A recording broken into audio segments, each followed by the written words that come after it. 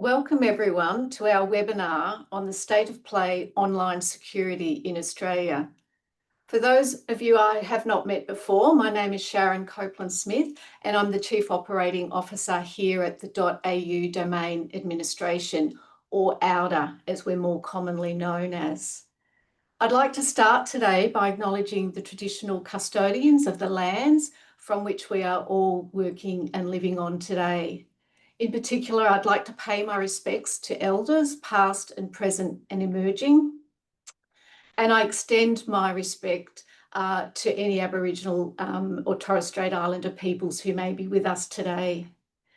Before we get started into the content of this session, I'd also like to let you know that we are recording today. So moving on to introductions, to kick off our webinar, I'm really thrilled to have an expert panel of speakers here with us today. I'm pleased to introduce Hamish Hansford. Hamish is the Deputy Secretary of Cyber and Infrastructure Security at the Department of Home Affairs and is a leading figure in the national cyber and infrastructure security space. I'd also like to introduce Jordan Newman, and Jordan is the Executive Director of Corporate Affairs, Brand and Policy at CyberCX, and he's an experienced advisor and also leader on digital technologies and cybersecurity. I'd also like to introduce Rob Turney. Rob is our Chief Information Security Officer here at auDA, one of my colleagues who brings extensive decades of experience in information security across multiple sectors. So thank you all for joining us today, and I'm really looking forward to our discussions. Moving on to logistics, just letting you know that there will be opportunities for yourselves as audience members to ask questions of our expert panel. We have allocated a little bit of time at the end once we finish our discussions. And you will notice there's a Q&A tab for you to be able to submit your questions via our Zoom platform today. But before we do jump in, I would like to just perhaps give you a little bit of a brief background about my organisation for those of you who may be unfamiliar. About auDA. auDA is really responsible for administering the .au domain for the benefit of all Australians. And we are endorsed by the Australian government to do so. We administer the licensing rules for .au, which is essentially the rules around who can and what domain names are available to the public. We also engage in multi-stakeholder processes and advocate for a free and open, secure and global internet. And crucially for today, we're also tasked with operating the .au domain name system, or as we call it, the DNS. And very much like water or electricity, telco networks, the .au DNS is classified as critical infrastructure within Australia, within the communications sector. And it really does have a critical role in supporting our lives online. The DNS underpins the function of the internet as we know it, and it really enables internet users to quickly and accurately connect to websites and also use email addresses. The .au system is really important for online services across a range of sectors. It enables e-commerce, education, government, health, and banking services as examples. And essentially, each time someone visits a website or sends an email, a query is initiated within the domain name system, and we deal with a huge volume, something like 7 billion queries per day in the system. So it really does mean that Australians right around the country are depending on that technology, and we really have a very vital role to play in Australia's society and the digital economy more broadly. So we're very committed in auDA to delivering a stable and secure and reliable DNS. and we look forward to working with many partners in the space to be able to deliver that. Just to give a little bit more perspective, I guess, before we launch into today's discussion, I would like to share with you some of the ways that we provide a secure and resilient .au. We're launching a report today, and that report is available on our website, and also we'll pop a link into the chat. And really, there's a couple of elements in this report that I'd like to highlight that kind of sets the scene for our panel discussion today. There's a couple of key elements in that report that are relevant to what we're talking about today. And the first part is around some of the security standards that auDA looks to and uses as a best practice guide. These standards include a number of certifications and security standards. And we're really looking at working not only within our organisation, but we work on those standards with specialist third parties. And we also do a lot of work around participating in various exercises and simulations, which I'm sure many of you on the webinar today would also participate in.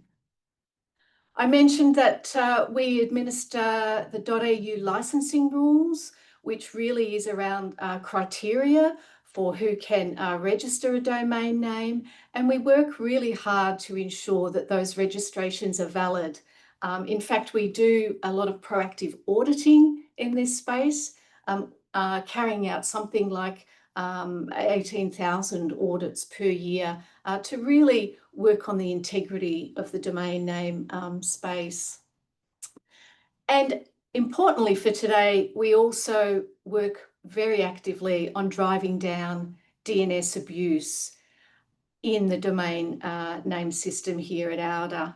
And for those of you who are unaware, DNS abuse includes things that are relevant today in our discussion, things like botnets, malware, farming, and phishing as examples.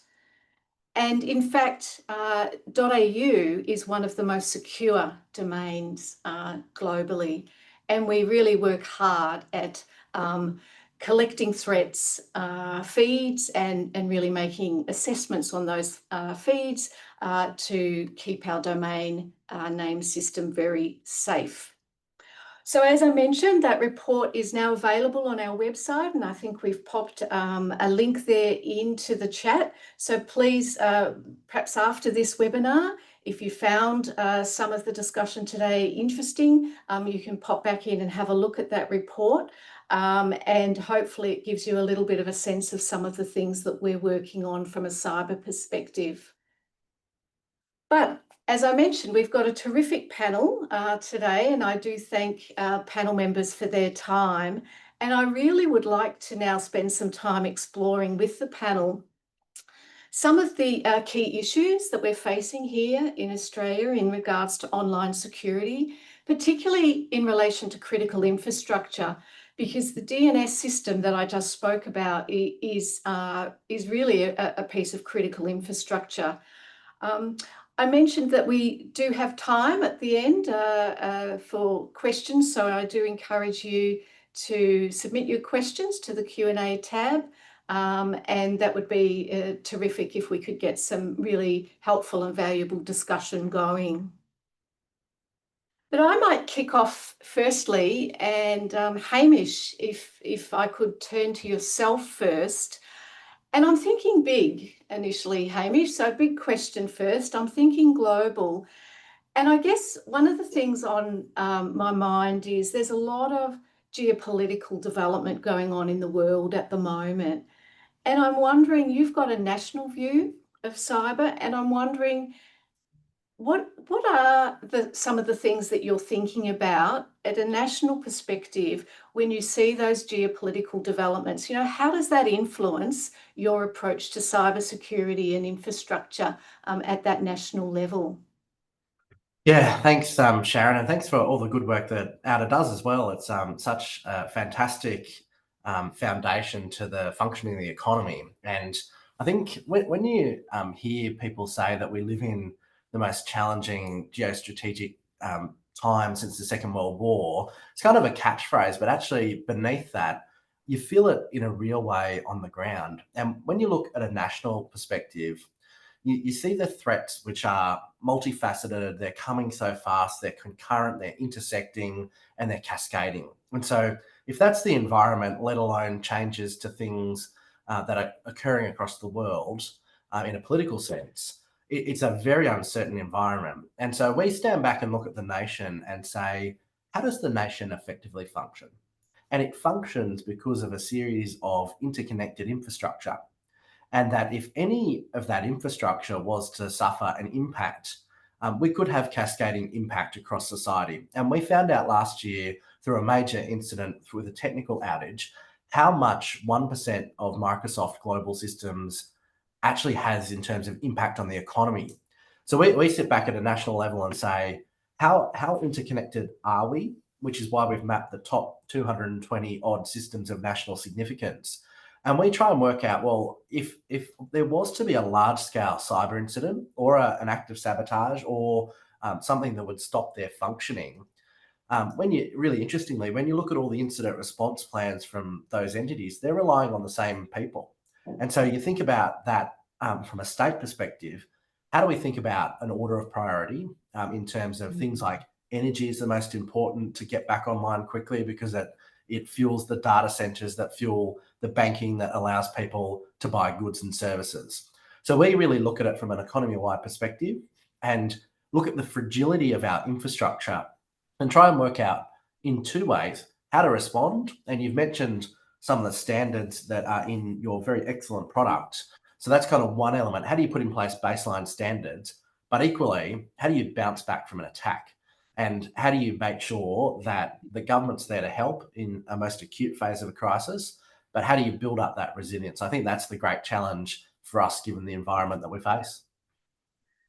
Yeah, thanks for that, Hamish. And yeah, there's nothing like sort of a real incident happening that I guess reminds us how we do need to band together almost and have that shared understanding of where the priorities are. And particularly, I think you reminded me of some of the dependencies that we have on each other as well. So yeah, thank you for that insight. Jordan, thanks for joining us today.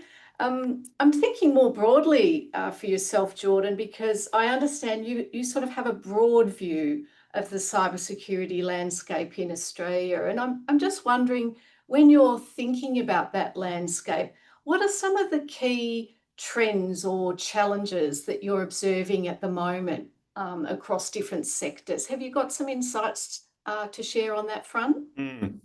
Thanks, Sharon, and I'll echo Hamish's sentiments that it's a real privilege to join the conversation today. A big fan of the really critically important work that auDA does, and congratulations on the report that you're releasing today. I think it really highlights that, you know, anyone I explain who's never heard of auDA what you do, they suddenly are very alive to the fact this is such a critical function. In the first instance, how did I know it didn't exist? And secondly, are they getting enough funding and resources? Because that's such an important job.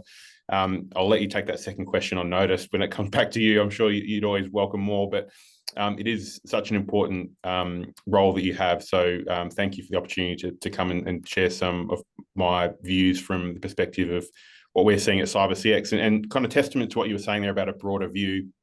I thought the best insight I could share at some point, and you've led me straight to it, is something from our recent hack report. So that's a sort of a jarring title, but it basically speaks to the fact that we have one of the largest workforces of ethical hackers in the world, certainly sort of the biggest in the region and the Southern Hemisphere. And that team have crunched their data from a 12 months of security testing, so penetration tests, adversary simulations, and so on. So probably 2,500 tests across 800 different organizations, from government to private sector, the whole left and right of ARC. And one of the key sort of things that stood out from that data set and that report was that industries that are increasingly reliant on OT, operational technology. So we're all very familiar with IT and the systems we've come to use that we're using right now to participate in this webinar. But those industries that use a lot of OT are increasingly implementing more of it. And so it's not just a case of kind of set and forget with some operational technology, but they're constantly looking to improve on it and add to that tech stack. And riffing off what Hamish has just said, it also transpires that the majority of industries that are heavy in OT are also critical infrastructure, because these are kind of power grids, they're ports and airports, our transport systems that keep the lifeblood of the economy flowing, and also healthcare, because increasingly in healthcare you've got a lot of whether it's OT or IoT. There was a big shift a while ago, and it's been a huge digital transformation in healthcare across the developed world, where those paper records, medical records, have become digitized, but increasingly all the kit and the things that enable our healthcare professionals to do their job and be able to diagnose patients and treat them, there's a lot more technology being implemented in those healthcare settings, and therefore the kind of what we would call the attack surface, or the likelihood of risk, increases, because there's just so many more things plugged into the internet. So that's probably like a key thing I wanted to plant early on, that when we're thinking about all the amazing ways that our lives are improving across lots of different sectors, the more things we plug into the internet, that risk naturally, and in some industries, in an accelerated fashion, the risk increases. Yeah, and that's an interesting point you raise about it's almost digital is so integrated to how we operate today. The breadth of that criticality of infrastructure is quite broad. And as you say, the downside, I guess, of that is opening ourselves up on a broader scale. And I'm really glad to hear that we've got some ethical hacking capability locally. That I wasn't aware of that, and that's a terrific thing to know. You'd rather they find what's wrong before a non-ethical hacker finds out and takes advantage. Yeah, absolutely. That's key, isn't it? So I did hear you mention critical infrastructure a lot, and I guess that's over to yourself now, Rob, because as our CISO, our Chief Information Security Officer here at auDA, we are looking after critical infrastructure. And I guess I'm interested in what are you seeing as some of the bigger cybersecurity challenges for us as a sort of an operator, I guess, of critical infrastructure in today's landscape? Yeah, thanks for that, Sharon, and thanks, Hamish and Jordan, for your insights so far. And I think one of the key things that both Hamish and Jordan touched on was that interdependency of systems, both from a technical perspective, but also at a whole of Australia level. And as Sharon mentioned before, the DNS really underpins a lot of that interconnectivity. So as a critical infrastructure organisation, we're really cognizant of the threats that are out there, and probably the couple of the two really big challenges for us is really just staying on top of that threat landscape and the ever evolving threat actors. So we're seeing like a lot of activity, financially motivated attacks against everyday Australians, just to scams. I think the ACCC announced that in 2024 there was about $2 billion lost. Everyday Australians were scammed out of $2 billion. So that's a lot of money. And even though it was less than the year before, it's still way too much, in my opinion. And then obviously we're talking at a national level, and particularly critical infrastructure around more sophisticated, like state-based, state-sponsored threat actors. We're seeing sort of an uptick in activity and across the DNS. So really wanting to work together with ASD and our partners to mitigate some of those risks. And probably the other thing, one of the big challenges is the rapidly emerging technologies that are coming out. So both from a cyber attack perspective and a defensive perspective, looking at using AI tools.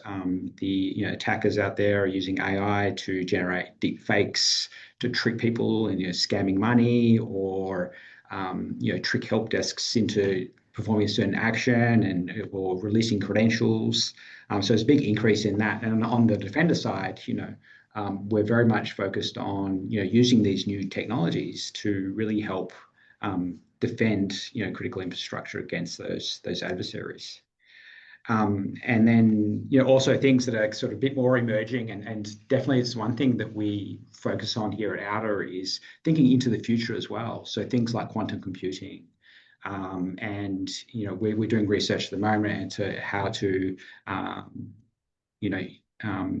with post-quantum computing, how do we secure the DNS system? It's likely at some point in the future with quantum computing, RSA cryptography or elliptic curve cryptography will be broken at some point. So we really need to think, multiple years down the track, how can we just start now to sort of start to address some of those challenges? Yeah, thanks, Robert. And I think in my mind, you've skipped a little bit ahead of what I was thinking for Jordan. So I wouldn't mind, Jordan, you perhaps chiming in as well. I know emerging technologies was one of the things I was going to ask you about. And I think Rob's already sort of, led the way on that and talked about not only, on the attack side, but also on the defense side. And he mentioned AI, and I think we've had a lot of conversations more generally about AI. But did you want to add to picking up Rob's point about the importance of emerging technologies in this space and perhaps what you're seeing or what you think about emerging technologies like AI? Yeah, sure. Thanks, Sharon. And Rob's made some really good points there that I won't try to sort of reiterate. But from the perspective of what we're doing at CyberCX, well, not just at CyberCX, but what defenders in general, so cybersecurity firms writ large, are contemplating in this space, there's probably two emerging technologies that are going to be the most game-changing. One we're already seeing in terms of disruption and kind of a constant iteration around innovation, that's AI. And I'll come back to that, but I'll just touch briefly on the other one, which is quantum, because, as Rob alluded to there, we've got a whole system of sort of cryptography and encryption that we rely on every day, from everything from the way we use messaging apps to our banking to, large parts of how information traverses the internet. And there's a sense that, kind of whoever wins the the quantum race to build a kind of, first functional quantum computer, and therefore have the ability to basically just smash through any previous form of encryption. Not quite, putting it very bluntly, it's not quite that easy, but there's a sense that nation states are even changing their kind of espionage tactics to hoover up a whole bunch of encrypted data now, even though they can't do anything with it, because in future they'll be able to unlock it with quantum technology. And I think as we think about that broader geopolitical picture that Hamish spoke to, it's kind of important for us to be, I think, cognizant of I think there's an overlay here with kind of the internet, because there's this phrase going around, the splinternet, where we're seeing that kind of largely Western United States, Californian view of how the internet was going to be and the rules that would govern it have largely survived for kind of the first couple of decades of the modern internet, the way we use it and think about it. But we're starting to see, as an underlay of global geopolitical strategic landscape shifting and kind of great power poles shifting globally, that large nation states are kind of trying to reconfigure the way their internet works in their country, and the way the overlay of all the kind of connectivity in that country works as well. And also this, I'll go into the stuff that people out would be well aware of in terms of just all the machinations around the governance of the internet, and sort of great powers trying to get behind the scenes and rewrite the rules. But all of that is sort of the backdrop to the fact that when we talk about research that's being done in universities and initiatives that are being backed by government as well, they're so critically important to a longer term conversation. I think we often get caught up in the sort of short-term news cycle, but the quantum thing is not going to happen very quickly. And there's lots of iterative innovation and sort of news about AI being announced every day, but quantum's kind of a slow burning thing in the background that is going to be so critically important that we need to be, as a nation, investing our time and into intelligence and resources to make sure that we are part of a broader effort to ensure that, we're not going to get kind of left behind and all of our secrets unlocked when quantum becomes a thing. But on AI, just quickly, because Rob did sort of speak to some of the stuff I would say about it anyway. But at the moment, in broad terms, in cybersecurity, we're kind of at equilibrium. The nature of AI is or I'll sort of take it a step down and say automation and large language models has been around for a while. There's a lot of kind of automation that goes into the processes behind things like running a SOC or a security operations center, where large amounts of data are being ingested, that's being processed to kind of filter out the noise to find the signal to understand is there a threat here, how is it going to be triaged and dealt with if there's a nation state or a cyber criminal trying to hack into an organization's networks. So there's just not enough humans to throw at that problem. There's always been an amount of automation and sort of use of large language models and other AI adjacent technologies and processes for quite some time. It's just now we're seeing the compute power and the technology enabling just like that ability on steroids. So the reason it's at equilibrium, I would say, between defenders and attackers in terms of use of AI at this point in time is that technology is available to both parties. So in sort of a technical cyber sense, attackers, yes, they can use AI to write malicious code faster and better and whatever, but the defenders can use AI to write, code to defend against it just as fast.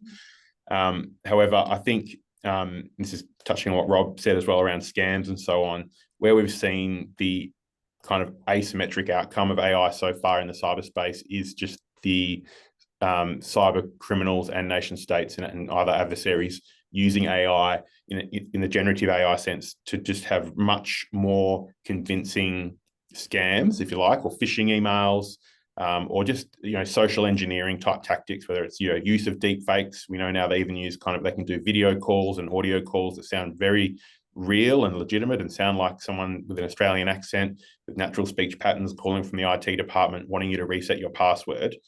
So they've as our technology and use of it at the perimeter to defend against cyber threats improves and increases, I think we're seeing a shift where threat actors are increasingly trying to exploit the human component, and generative AI becomes a big lever for them in that regard. Yeah, thank you so much, Jordan, for that.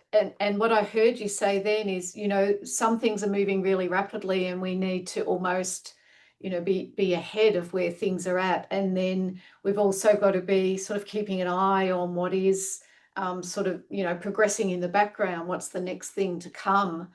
So I'm wondering, Hamish, then, if I'm an Australian organisation sort of grappling with those things and thinking about what's going on in the broader world, do you have any advice for how an organisation in Australia might approach security and how they could think about their risk culture? Yeah, definitely. And I think my first observation is I walk into so many boardrooms in Australia and you can instantly tell when there's a level of curiosity, they're asking the right questions and there's a strong level of interest. And I've got to say that's the majority of boardrooms that I go into.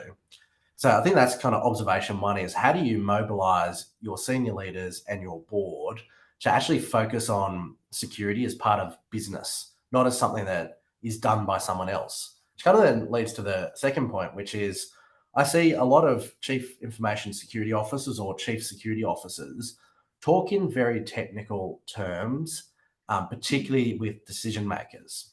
And I think we collectively need to get better at talking in cost benefit terms, in chunking down what can be a pretty difficult and technical topic in cyber specifically, but security generally, so that actually you kind of think about not just saying, here's the amount of money we need for these systems. It's like, what do the systems actually do?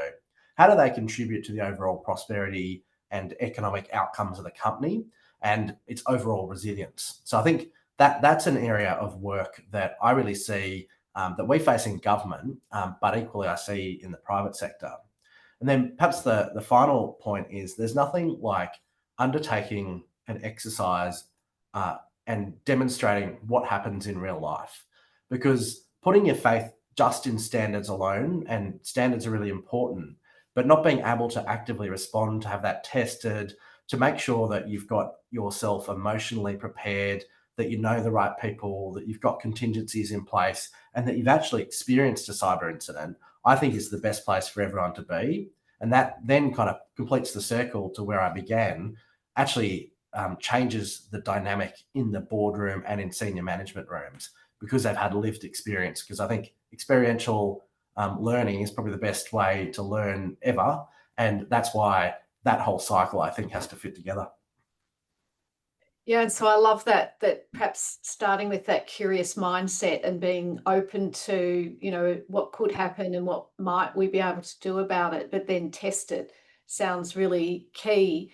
So Jordan, just on the back of that, then any other practical advice that you could think of for businesses, regardless of size, whether they've got a boardroom or not? What do you think are key elements of being able to improve overall sort of security resilience, if you like? Maybe in addition to, I really loved what you said, Hamish, about the curious mindset and putting things to the test. But is there anything else, Jordan, that comes to mind? Any advice? Well, I agree with everything Hamish has just said, and I do a fair bit of work with boards as well. And I think there's some things that are consistent when you go into that board level, where you know pretty early on the level of sort of constructiveness or productive outcome from that conversation pretty early on, based on not their initial level of cyber literacy, or their background, or how many people on the board have an IT or cyber background or anything like that. It all comes down to curiosity and how willing they are to lean in and understand the risk and figure out, how do we talk about this in a way that we all understand? Because not everyone on a board is sort of a finance expert, but they all know if they're taking on a directorship of a board, they kind of need to get their head in the game enough to understand, finance risk and audits and all that kind of fun stuff. So I think they're starting to the more mature boards, or the ones who are willing to go on a maturity journey, are leaning into that in that regard. But I think there are definitely one of the key things, regardless of sort of the size or shape of an organization, that is a key enabler of cyber maturity from wherever they are to wherever they want to be, is like the people element. And I kind of spoke about that before, where that the human is often the weakest link when it comes to cybersecurity. And I'd say the less mature organizations, or even at the board level, who kind of want to lean into the cyber area, and they start to think they've got to get a big checkbook out and write some check for their CISO, and they should do that. And for all the CISOs who hear me, I'm advocating on your behalf. But they think they can buy some black box piece of new technology that's going to kind of downgrade their risk or solve some kind of cyber problem for them, and it might well do that. But that's sort of at the perimeter, and that's going to harden their defenses. But again, going back to someone in your organization clicking on a link in an email, it doesn't matter kind of how much your CISO or your IT department have spent on the endpoint, the perimeter security. If you're opening the gate and letting someone in, it sort of becomes a different discussion, or a false economy to spend all your money and time and effort on the technology. So in cybersecurity, there's a heuristic where you or a framework where you say there's people, processes, and technology. So I've just spoken to technology. Processes often sit sort of between people and the technology. But the people element, I think, is the best value thing and the least expensive. But it's often just time and effort that needs to go into improving hygiene. So things like strong passwords, making sure people are using multi-factor authentication. These types of hygiene aspects. And then there's an exercise element. Like if you've got most organizations would understand they have to kind of do a fire drill regularly, or there's other kind of elements of physical safety that everyone needs to be well versed on. You know where to find the first aid kit, who your mental health first responder might be, that kind of thing. Do you have someone you can turn to and ask silly questions, or be able to kind of exercise the fact that there's a site that cybersecurity on some level is a group ownership. Like everyone in the organization needs to understand their role, and preferably be exercising in some way. And, you know, that can be things like tabletop exercises at the board or executive level or even operational level for IT and cyber teams or others where it's relevant. But that also flows through to like just raising awareness. So kind of hygiene and exercising is great, but they kind of flow from a culture that is around just being aware of what those latest scams are. You know, do you have a simulated phishing kind of program? Are you teaching people how to, you know, be encouraging each other? So it's something that people hold each other accountable to. It's not just something that your CISO or your cyber team come around heavy-handed once a quarter or once a month or whatever their KPI is to try and improve you know, people's awareness and hygiene around cyber issues. But if it's something that people really understand and have taken ownership of their role in helping protect the organization, then they're keeping each other accountable as well. When someone's complaining, I've got to change my password again, or I've got to do this training, you know, it's a preferably the other people leaning and going, well, you know, this is important, right? Like, let's just do it. Let's make sure we really understand it. Jordan, I think you've just made my day. You've mentioned 3 fabulous things in cyber that it's music to my ears. Funding for the CISO. I'm sure Rob will be very happy about that.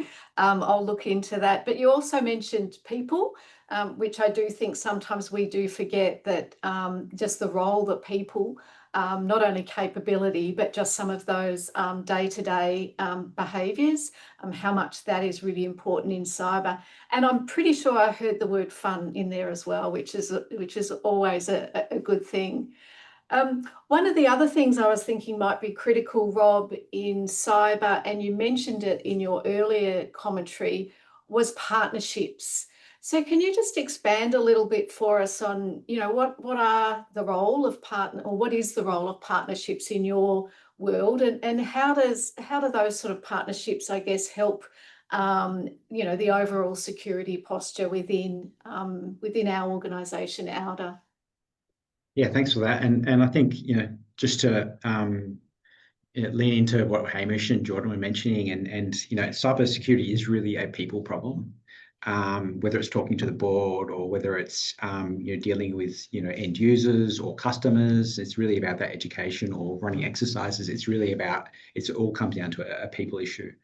And so that's where, you know, partnerships, to answer your question, Sharon, sort of really plays a key part of what we do here at auDA. So whether it's partnerships with government, and, you know, working with our colleagues in ASD, you know, sharing threat intelligence and really understanding what's going on across the domain name system in Australia, or whether it's partnerships with our DNS supply chain. So the DNS supply chain is quite complicated.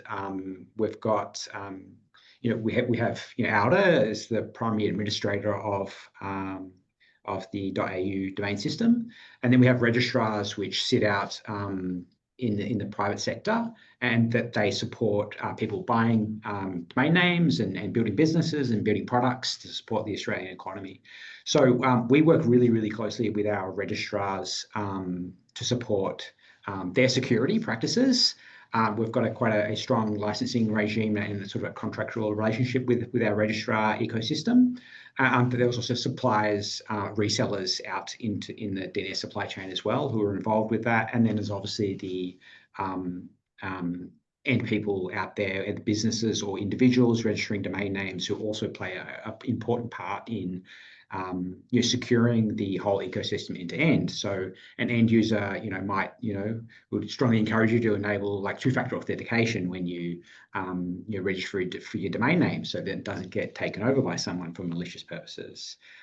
So there's things like that. So yeah, very much, you know, partnerships, you know, across the whole supply chain are really, really important for what auDA does, and really helps us succeed in helping to, you know, protect, you know, Australian domain name system. Thank you so much, Rob, for that insight. And I guess thinking about partners, Hamish, the government is one of our key partners, I would say, when we think about cyber. And I know there's an Australian cybersecurity strategy that runs to 2030. Would you like to take the opportunity, Hamish, to sort of talk broadly about that strategy, perhaps how it's progressing? Is there anything on the horizons in terms of next steps that you could share with us? Yeah, sure. I've got a 2-minute version or an hour version, so I'll do the 2-minute version. Maybe the 2 minutes, we're getting close to questions and we do have Yeah, a couple, but definitely. please go for it. But the government set out a 2-year horizon, and so we've got till the end of this year to complete 60 actions. We've completed 32 already, and a lot of them are in what we call sustainment phase, and we are tracking well to complete them. A couple of kind of big items. One is on partnerships itself, given you've raised it. I think what makes Australia perhaps unique, perhaps in a small selection of countries, is that we have such a strong relationship with industry, and industry can best learn off each other through things like the Trusted Information Sharing Network. And so I think we're small enough as an economy to be able to actually have a good understanding about the who and to share across different sectors. And we're definitely trying to do that and use the government's convening power to have that outcome. Perhaps one of the biggest changes that we've seen in the cyber strategy is the Cybersecurity Act, and that's now been legislated. And tomorrow, actually, the ransomware reporting obligation begins for companies with a turnover of over $3 million or more, which means that if you pay a ransom from tomorrow, you're legally obliged to inform through ASD, the government. And that builds up a really strong understanding for us about how much payments are actually going out of the economy, and then consequently what we might be able to do to fix it. Also, kind of big element on Internet of Things baseline standards. Across the world, we want to have much better products that we rely on that are much more secure. So the first standards are out and are due to be complied with by 2026. And that kind of gives you a flavour of some of the things that are in the strategy. But encourage people to dive in on Horizon 1 to see what the initiatives are and how far we've gone. And then very shortly, ahead of the commencement of the next horizon, which is a 3-year horizon, we'll be coming out very shortly to seek your ideas about what are those game-changing agendas and ideas that will actually make the most amount of difference for Australia, and how do we collaborate on those and put them forward to the government for consideration. That's fantastic, Hamish, and that was timely actually about the notification of ransomware. I promise we didn't actually tee that up, but it's yeah, very timely and very important, and that will be a really interesting and helpful picture, I think, for the federal government to see and understand. And yeah, really look forward to keeping our eye on that strategy. I know it's got a couple of years to run and things change very fast, but it will be really good to see yeah, what your focus and what your priorities are over the coming years. And as you said, I think working together and sort of having that common understanding and understanding where our dependencies are is really important. So whatever we can do collectively to support that strategy, I really look forward to working with you and the team. I've got a final question here for the panel, and then we've got a couple that have come in from the audience. And these final ones, perhaps yourself, Jordan, just the link between, I guess, sort of online, you mentioned people before, but I think we also sometimes, when we think about cyber, we think about privacy, we think about trust, and we think about those sorts of concepts. Have you got any views or commentary on what do you think needs to be done to, make people feel assured that data privacy concerns are, top of mind when we are thinking about security and all things online? Yeah, it's something I find fascinating to have sort of witnessed change over time, because when I first took a job at CyberCX about 5 years ago, for people who weren't in sort of the tech or cyberspace, it was hard to explain like what this company does, or people their eyes would glaze over it. Sort of the family, Christmas dinner with aunts and uncles and relatives who you'd quickly lose their interest, or they change the subject. But fast forward to now, and they're the ones volunteering information like, oh, I've just seen this scam, or I've just seen that latest hack in the newspaper, or what's happening with the government's policy on this. There's a huge amount of I think maturation and awareness that's happened And it's not sort of even many others have said that Australia had kind of a wake up call or a wake up moment off the back of some of those really big data breaches that occurred kind of towards the end of 2022 into 2023, and it hasn't really slowed down since. So I think I've seen that reflected in a couple of ways over the last few years, where for instance, like I think it's Roy Morgan does an annual survey of like Australia's most and least trusted brands. And immediately in the aftermath of, or sort of the first survey after the Optus cyber incident, it was kind of no surprise to some that Optus jumped straight to #1 in terms of the least trusted brand in Australia. And they've done a lot of work, and to their credit, like, that both in terms of, their brand, but also their cyber, and they've had changes of leadership and all the rest of it. And I think they've come down a couple of places in subsequent years, but it's almost like a natural ebb and flow that people have expectations when they've invested not just their money, but their trust in companies with their data. And they have these expectations that are much more tangible now and reflected in, frankly, the kind of valuation and sort of when it comes to the share market. You can track this stuff for companies that are listed on the ASX or even in other overseas markets as well. When there's a big cyber incident, it really impacts their value as a company. And when the sort of other side of that equation, I think the three most trusted brands in Australia for several years now are Bunnings, AUDA, and Kmart. I think maybe not in that order, but they're kind of, none of those, they might have e-commerce type elements to them, but none of those, they're bricks and mortar, traditional sort of physical places you go into mostly to transact with. And I think there's only one or two big tech brands or sort of digital native brands in that most trusted list. And the top one would be, I think, Apple. And then you look at Apple, the way they really hold privacy in high value, and it's part of their brand equity, if you like, when they're marketing and they're advertising, they're often talking about all the things they're doing to invest in privacy of their users, of their products. And then you switch back to the least trusted brands, and you've got in there, I can't remember the exact order, but TikTok, Facebook, X or Twitter, kind of these platforms that millions of Australians use every day. And you were saying earlier, Sharon, like all this digital technology is so intrinsic to our way of life now. There's not many people who are walking away from Facebook for data privacy concerns, but they kind of have priced it in. It's like a grudge purchase every day when they check their updates or message their friends or whatever. They kind of handing over this data, and they know it's being used to feed sort of advertising or all the rest of it. And it feeds into a distrust, but sort of Meta shares are still good shares to own because they continue to increase. So I don't know if that kind of answers your question in a neat way, but I think it shows that people do vote with their feet when there's like a cyber incident, or vote with their dollars as consumers. And certainly trust is integral. And I think most companies now understand that and are willing to increase the size of a check for a CISO to try, and they see it as an investment, not just in kind of their ability to do business, but in mitigating against that future risk that if and when a cyber incident happens, they'll be more resilient and able to deal with it, and take their customers and their stakeholders on more of a journey through that. Yeah, thanks, Jordan. I think essentially what you're saying is, trust really is at the heart of what we're doing. So it's really important message to reinforce.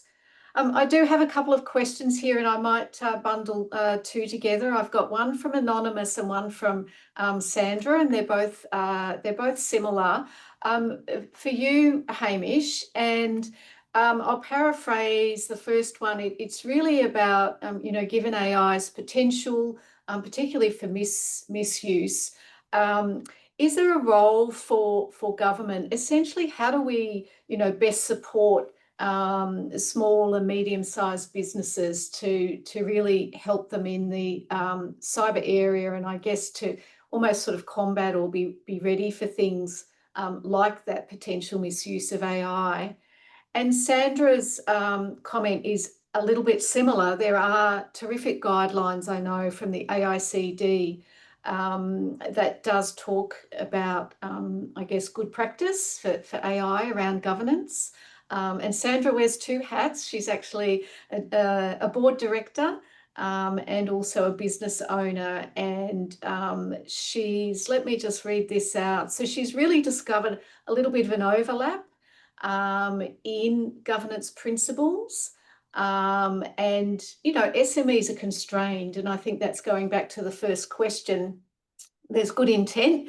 We're trying to educate ourselves, but it's hard for small and medium-sized businesses, particularly around capacity, capability, and budget. So any thoughts on how we might be able to best support SMEs and sort of traverse some of the information and guidance and intelligence coming out around, I guess, particularly things like AI, but, you know, data and cyber more generally as well? Yeah, definitely. I know, Jordan, you'll probably have some thoughts as well, but we see the standards that we've put in place, particularly for government, for infrastructure, for those who are prudentially regulated, particularly with the Prudential Standard 230, is impacting the supply chain, and that goes right down to small and medium businesses. So what we're seeing is small businesses who are asked to sign up to standards that may not be appropriate for their size. And so we're live to that, and we're thinking about what's the best way to try and tackle that deficiency. Is there a small to medium business standard which is much more readily adoptable and can have much more effect, particularly for cloud-based small businesses? Is there an opportunity there? So we're live to that and interested in people's ideas. So I think that's kind of the first point. The second point, I think, really relates to we have a lot of packages out there of help and for people to, for free, educate themselves. The small business area of cyber.gov.au, Cyber Wardens program, a lot of programs out there. But we know that lots of small business do not have the time, capability, or resources to focus on it. So one of the things that we think the market is missing is incentivizing larger players to do bundled services so that you don't have to think about some elements of cybersecurity, like having a secure business billing system, like having a cloud platform that's secure, like deploying encrypted messaging platforms. It's things that you can start from a base. But one of the things that Jordan talked about before is that doesn't give you the people capability, as in education of yourself or your own processes. And I think turning things around to say, how do I become efficient and effective as a small business, and making security part of that cost, I think is the best way to think about it, not to kind of put security as an add-on later.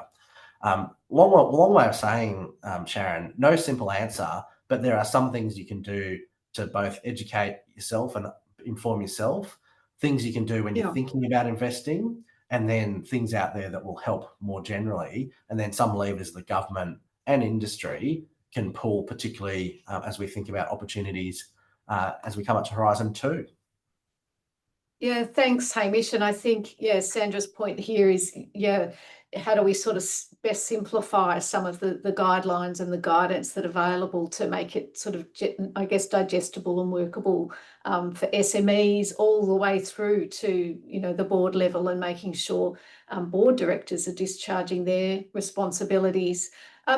Jordan, I might throw the next one actually to you. It is a little bit more of a community orientated question, and it comes from Kate. And Kate's saying, given that there are people who are, I guess, are more vulnerable, given that people are of the more vulnerable or important aspects of our defence, so going back to I think that notion we had earlier about, this is a people issue as much as a technology issue.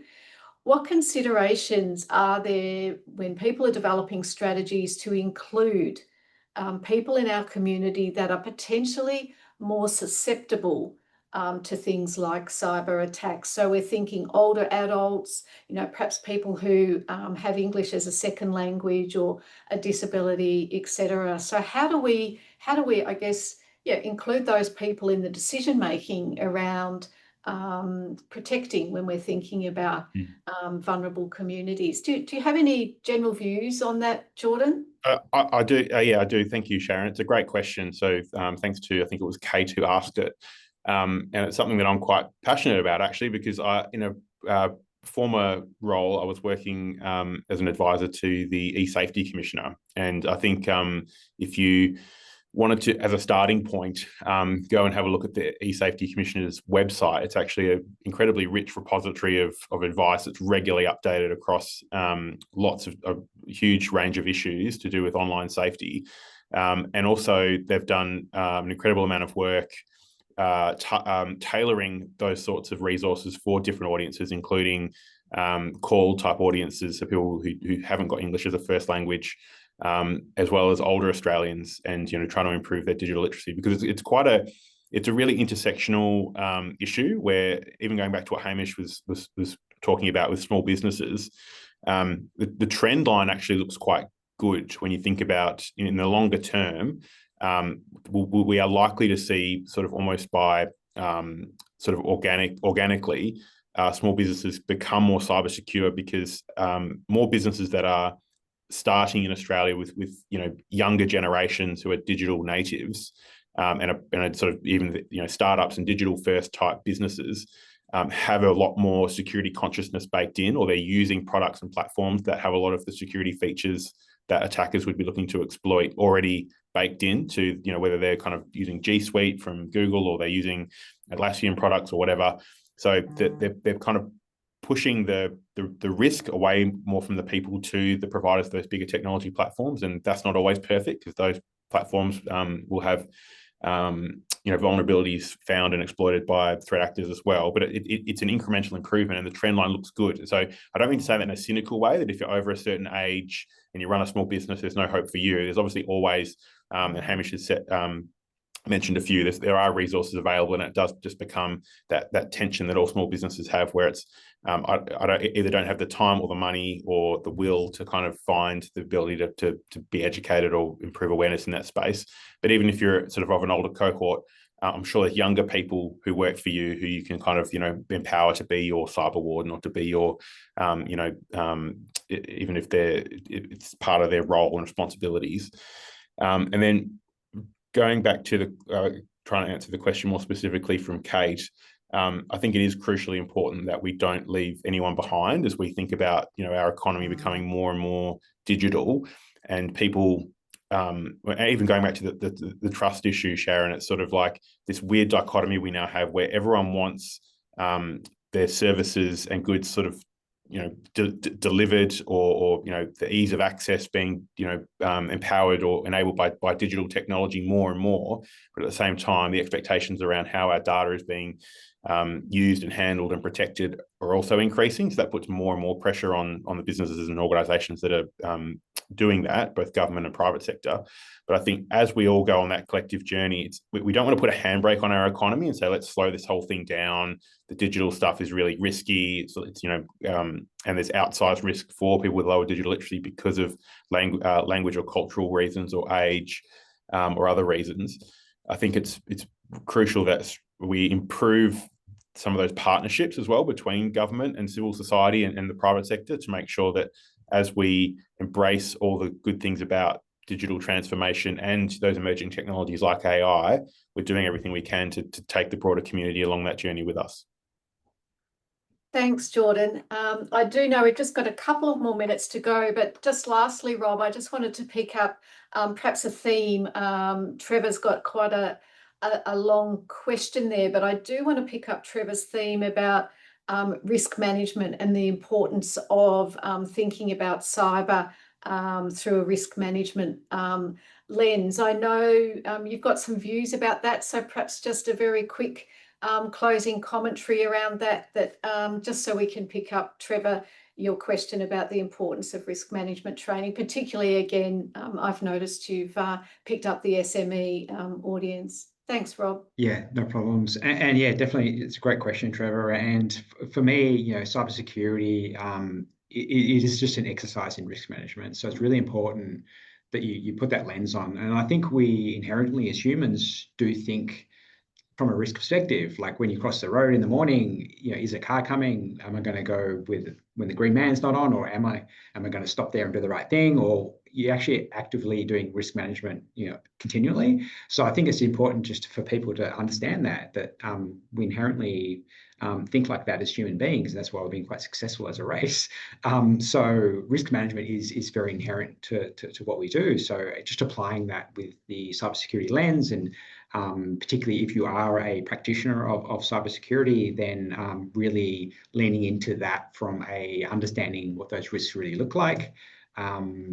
And I think that's really important for all of us, and particularly very, very important and a big focus of us at auDA in how we manage that risk across the whole domain name system. Yeah, thank you for that, Rob. And I'd actually like to thank all of our expert panelists today. I know taking out the time to participate in something like this is, it's very valuable for us to have your insights. And I really do appreciate Hamish, Jordan and Rob for sharing your insights with us today. For those of you in our audience, if you're not members of our .au community, I'd like to finish by taking the opportunity to encourage you to join us here at .au. If you become a member of our not-for-profit organisation, it does give you a voice in the future of our organisation, .au domains in general, and I guess sort of the internet community more broadly. I think there's some details there for you on the screen if anyone here today is interested, but I really do encourage you to get online and have a look at that. And membership is free to anyone in the community, and it does include access to things like the webinar that we've had today. So with that, I would like to offer a big thank you to our